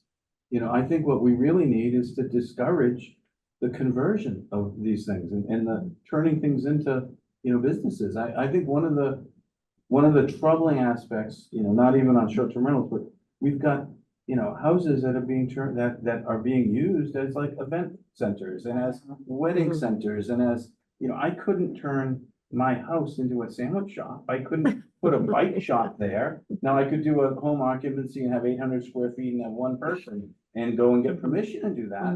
But I couldn't just decide to do that. And I think that we are, partly because of this whole short-term rental thing, some of the staff has twisted themselves in knots to say that, to not enforce certain things, because then they have to enforce the other thing. And I think it's time that we start saying, okay, what is it we want to do? How can we compromise and come to the middle? And then how can we then enforce it so that houses aren't turned into businesses? And I think the other part about this proposal, I look at it as it's use. It's not saying that since I was born on Nantucket or since I live here, this and that, I get to do something and I get to do it more than all of you. Right. It's saying if I live in a house, I can, I'm living on site, I'm there 10 months, I can do it. I can't do it with my other one. If I wanted to, I'd have to have a year-round renter in one of the units and then I could do it. And so I think it's treating, us very similarly, not exactly the same probably, because we aren't exactly the same. I'm here, 12 months a year and I've been off 4 times since COVID and some of you guys live elsewhere, but but we still are, it's still similarly enough that it's the same. And I would be shocked if the court didn't see it that way. And I know that because I've read some of the court decisions and I've read Judge Vey, he talks about, rentals being the same. He talks about a year-round rental and a rental being the same as someone living there. And some of there were like 3 prongs and we have to fix, gotta fix one of those prongs. And I think this is I a step. think there are minor workouts that need to be done. And it seems to me that everybody's sort of on the same sheet of music and looking to see if we can get on the same key. Yeah, I hope we do, because it's really important. It's urgent. It is. Other than supporting it, what else can we, as an organization, as a committee, do to help Oh, yeah. get it done? I think supporting it is what you can do, or write letters or talk to your landscaper, talk to your islanders that are here and tell them why you think it's a good idea. I mean, I think. So my biggest fear, Matt, is that we go into this with all these like date solutions and timing solutions. But I worry that we haven't really defined the problem completely and that even some of these solutions, 777, aren't going to make the neighborhood that has, like your mother-in-law, that has the party behind it go away. That some of it is, the homeowners and responsibility and the rental systems. And I also have a fear that if you restrict too much, then the prices go up and a young family never gets to come to Nantucket for a vacation because it's unaffordable and we change the climate, a little too much. And also, I don't think the island is necessarily one size fits all. I have a house in the village of Sconset that I raised my kids in. In the village of Sconset, there are people that rent every single summer. They're long-term renters. I mean, they're not long-term renters, but they come for a month or they come for 2 weeks. They join the casino. They're part of the community. You start messing up with that dynamic, it changes a community structure and the neighbors are careful, like they know who's renting their houses. So I think there's a whole lot of other pieces that come in that you're not just going to solve it by dates. Like there needs to be other things going on. It's interesting. A lot of people that have come to me with concerns on some of the previous articles that we've had, I've sat with them at something natural and I've said, well, you shouldn't have a concern. You're here more than you're not. Yeah. You aren't subject to this. You know, the people in Sconset renting, 4 weeks to the same people. Yeah. They fit with it. They could do whatever they want. Because they're under the same rules as the In this- state program with the 30 days is a Well, the 30 long days, term. and- Yeah, And if yeah. it was if it was 7/7, I'm not sure what it'll end up being, but if it was Yeah. 7, they'd have those 4 weeks. Right. And they'd do whatever They'd be they want. done. Yeah. So sometimes we get worried about things that aren't. Yeah. Can we take a quick time out? We're running out of power. And I We can need to log in switch now to and I can another switch. technical, I can solution. switch over and then Yeah. when this dies, we'll still be on. So just like a little hiatus. So everybody who's online, I'm gonna be closing this out, reopening the same link on the town's computer. So you should be able to log back in on using the link that you logged back in a few minutes ago. Thank you. I'll have to close this one and then we'll start re-recording. Recording in progress. To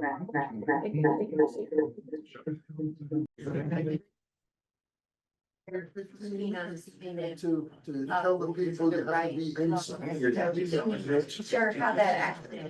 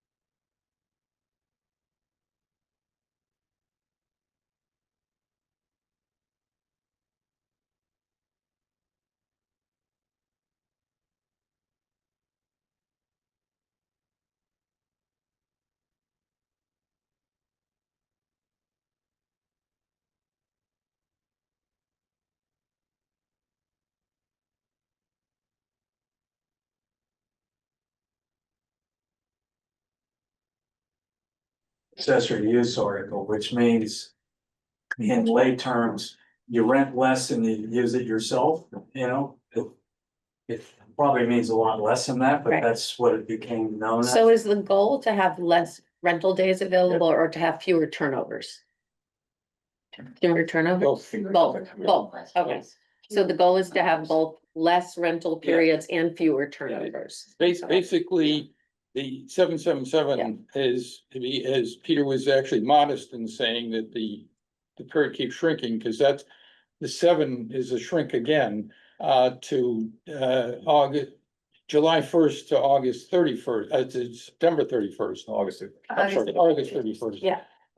And so that's that base period where clearly the 7 part of it, 7 being no fewer than 7 days rental. In other words, the short-term rental would be prohibited during that period. And so if I may, and correct me if I'm wrong, the basic period is June 15th to September 15th, that 7 rental contracts and no more than a total of 49 days of rentals. And those are totals of each. You can obviously rent for more than 49 days or more than 30 days in a contract if you want, and so forth. But you're saying it would not allow, say, 4 or 5 day rental in early September kind of thing, because it would be. No, It it's- would. No, you could do it July 1 to August 31. August 31, That is, seven. that Okay. limits it to 7 days. You can do it outside that, but then Yeah. you still are, you still have to factor in the the 49-day limit, and the 7 turnover limit. Yeah. Well, can I have a Yeah, question? basically, just want Yeah. to sort of finish this Sorry. one thing. Basically, what the proposal does, leaving aside the part that we object to, it takes a 90-day period. And basically says in this approximately 90-day period, could be 1 or 2 days longer, shorter, that you can rent for a maximum of only 49 of those days. No, I understand. And so it's a cap on the amount of time rental. In one, I don't know whether anybody's done the research as to whether that's gonna make a difference or not. Yeah. 92 days and you can rent 54% or 53% of the day. I think the important thing here, though, is to think about what goes in a zoning bylaw and what goes in a general bylaw. Right. I think as we know, I am, as we talk, Peter, I'm Peter Khan, so I'm generally in favor. I mean, I can see there's room for compromise here. The concern I have is to make sure that the number of days, the number of weeks go into a general bylaw such that if it's determined that it's not working properly, whatever, and we get the data that you can then make adjustments. Because as we know, under the zoning bylaw, you can't. Once it's in, it's grandfathered. We can never agree to that because the adjustment could be no limitations What? 1 year later. So- Well, Voters go that's, for but that, that's where I think that's where the discussion's gonna have to be, because once you make that rule, it's grandfathered. Yeah, I think if to get support for it, is if you wanna get the Land and Water Council, you'd have to, from having discussions with them, it'd have to be in it'd have to be in the zoning. And I think that's, but they're saying, okay, but we'll take a Y, where they wouldn't take a Y before. So I do think, and just, they're not all happy with this. Their board is not happy with Peter necessarily, is what I've heard, but they might go for it, they might not. We And don't the have our coalition. It's not just them. It's a lot of It's the other Act Now people. supporters. Yeah. Think we've been too liberal, and giving away too much. So, The other way I look at this, it isn't like the number of days or whatever. I look at this as is discouraging more of it. I look at if we put something like this in place, it will discourage the conversion. Because all of a sudden, someone doing the math, when they're looking at, oh, I'm gonna buy this, property on Maple Lane, or I'm gonna buy this property on Fairgrounds. And it's, it's 3/4 of an acre, they're gonna do the math and go, yeah, but I could only rent for 7 days. I think. I don't think, and right now, right now, it's not penciling out because of the cost of money and et cetera, Yeah. but that's gonna change again. Yeah. And then we'll be right back to it. So I think this is, I look at it more from that perspective as in sort of a discouragement for more. Yeah, and So. then we have one. So I have a question on the 7 days. So would you rather have people here less time or less, I guess the question is, if let's say you wanted to rent your house 4 days a week, once a week. That's it. So you've got fewer people on the island, fewer hits on the infrastructure, less likely that people will bring cars. And you do that within the 7 weeks. You don't have that option with this. So if you were to consider 7 turnovers, that gives the person a lot more flexibility. So they could, and take out the 7-day minimum, because the 7 turnovers will limit it. And if you wanted to rent, so you said you're not an elitist, so people can't afford full week. They could afford 3 or 4 days. A middle-class family can come and do that. So it's a matter of how much time you want people spending in the houses on the island, and people come for shorter period of times will not bring a car. That's been my experience anyway. So when the short-term rental work group was working on this, that's why the changes in occupancy was the number that was really key, and not the minimum number of days, because that controls it. You can have, for example, you could have a 2-week rental, and then you could have 2 4-day rentals. right. All right, Well, so that's a it, good- and it that's a good also, What's the turnovers aren't always happening, you know, on a weekend. They can be staggered throughout the week and so forth. So that's why we took that idea from another town and used it. So just throwing that out there. Yeah, well, if you divide 92 by 7, I think the average, I don't know what it is, 13 days, the average rental will be 13 days, but you could have 6 one-day rentals and then you know, I guess 6 one-day rentals, and then your 7th rental could 29 be days. 42 days or something. Of course, it wouldn't work out that way. No. But and I hear what you say, but and a lot of people have come back to us for that, not a lot, a few. Usually people downtown with businesses and it's, you know, the turnover limit helps a lot. But there are a lot of neighbors who want the 7-day minimum because they're living next. But that is cutting out middle-class people. So let And families. me, I'm gonna recognize you next, but then let me just make one short comment. It seems to me that we're talking on something that almost doesn't need to be talked about, although Kathy asked the question.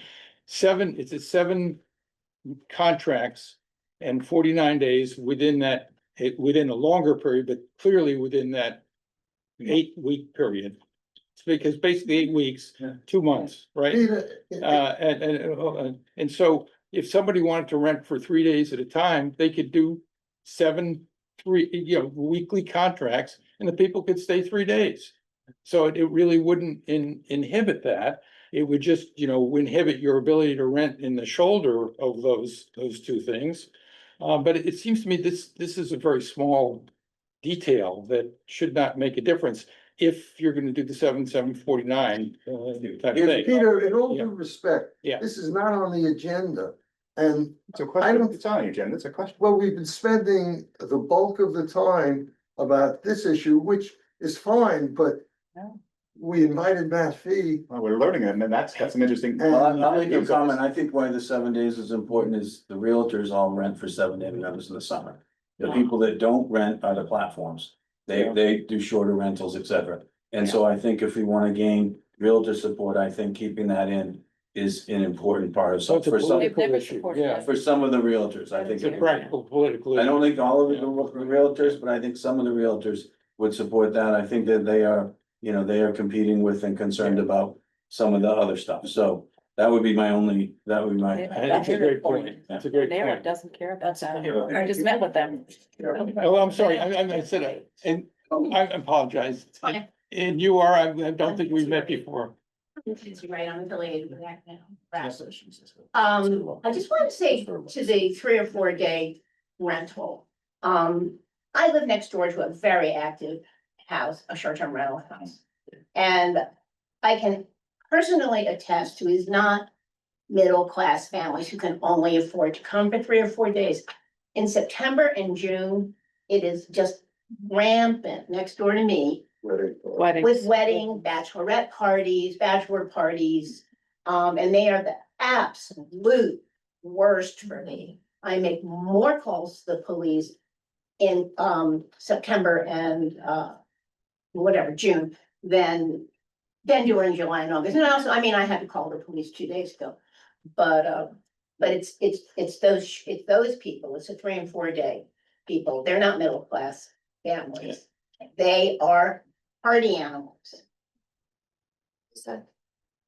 I've experienced the same thing only once, but I had a responsible neighbor. I called up the neighbor. And he said, basically, what the heck? And that was the end of that. Yeah.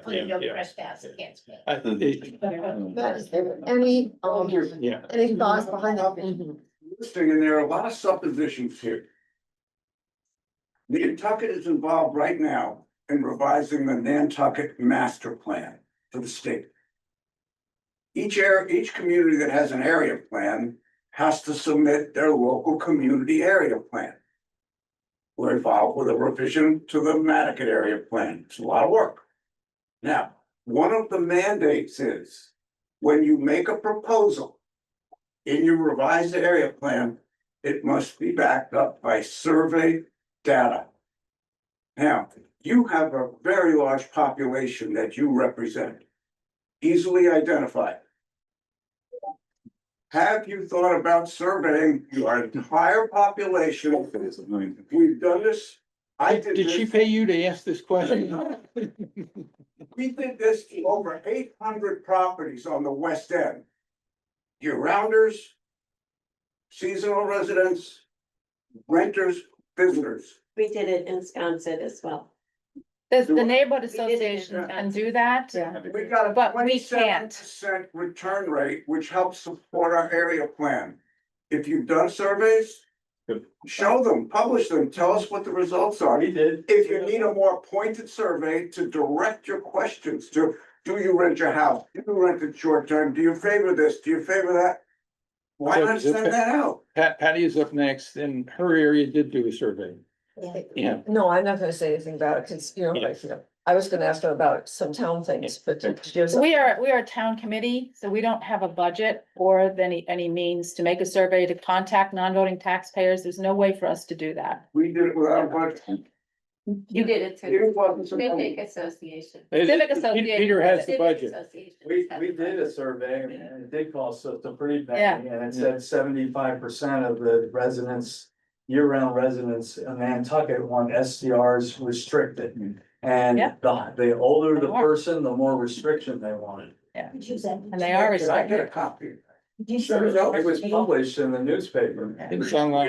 Yeah. And they are Okay, let's reel this back in then. Okay. Because Yes. Matt's time is valuable and he's spending a lot. We have one online question Yeah, too. yeah, what, okay, the online question, and then I'm hoping that, yeah. All right, thanks. Okay. This is how we do it? Okay, Virginia and Bob. Hi, my name is Virginia Vidoni. We live at 8 Salty Way. We were at the meeting, the select board. This is a question for Matt. We were at the select board meeting on August 23rd. And Matt, you said many, many, many times that we would be included as stakeholders. We're non-voting taxpayers. Almost everybody in our group is a non-voting taxpayer. And we've been told you told us that we would, as stakeholders, be part of the discussion. Kathy sent a very long and detailed message to Arthur Reed, and we have never been contacted. And as stakeholders, I don't understand why we're not part of the constructive conversation. Well, I would say we're all part of the conversation now with various groups on, various positions in the same room. I can't answer why Arthur did or didn't get back to you. I did see, I was copied, I think, on one of the things that you sent to Libby and Arthur, and I did see it myself, so. But it seems that you made a commitment to us that we would be part of the discussion, and this is not, we would like to be part of the discussion in which this article is being written. Right. And so it would seem to me that that would be something you could follow up on. Well, I'm not writing the article. This is being written by, people outside of the government. We are not writing it. If we wrote it, we would have to it would be a mess like it was the last 2 or 3 times we tried to do it. And so, so this It'd is, be a mess, right? it might be a mess anyway, but I think, we're hoping that by people, looking each other eye to eye and talking to each other, I'm hoping that we find some, sort of some common ground. And so I would ask, go back to Arthur again, or, or reach out to Pete McCausland, or just go to the people who are involved with this. I can't make them. But we Yeah, have so. not. Yeah. So I just want you to know that we're willing to be part of a discussion, and we're not invited to that discussion. So you're here today, and there's been discussion at that select board meeting, which both you and I were at. And this discussion continues. There is no formal, however, process here.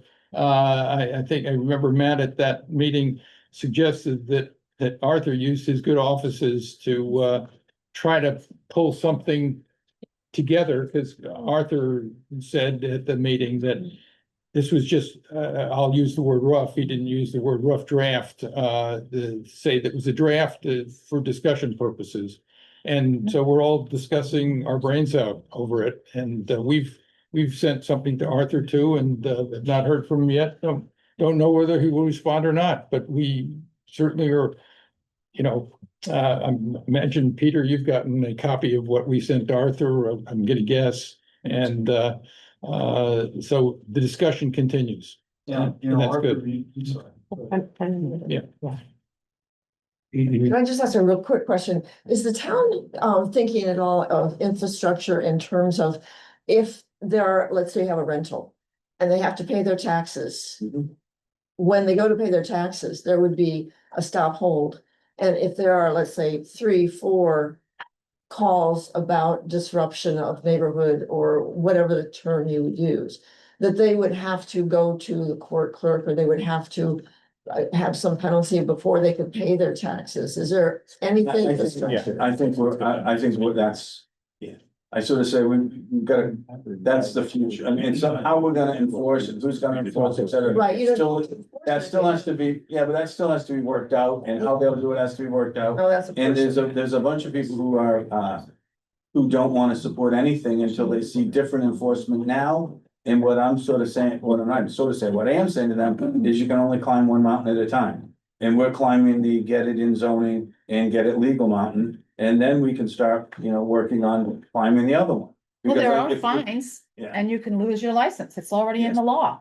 Right, but then you need something like that, when you go to pay your taxes and you can't pay your taxes. Yeah. You know, then it comes out. That would be Otherwise, great. you need somebody to go and Check the not. flag and. Well, I hope we always take the money. I mean, that's. I don't want to be saying no to the taxes. but- Tax money. Okay, let's come to. Take it away. I want to thank Matt, unless you have any final words, like I'm never coming again. My final thing is you guys, should be persistent, you know, and polite, which you always are, and be persistent, but also be patient.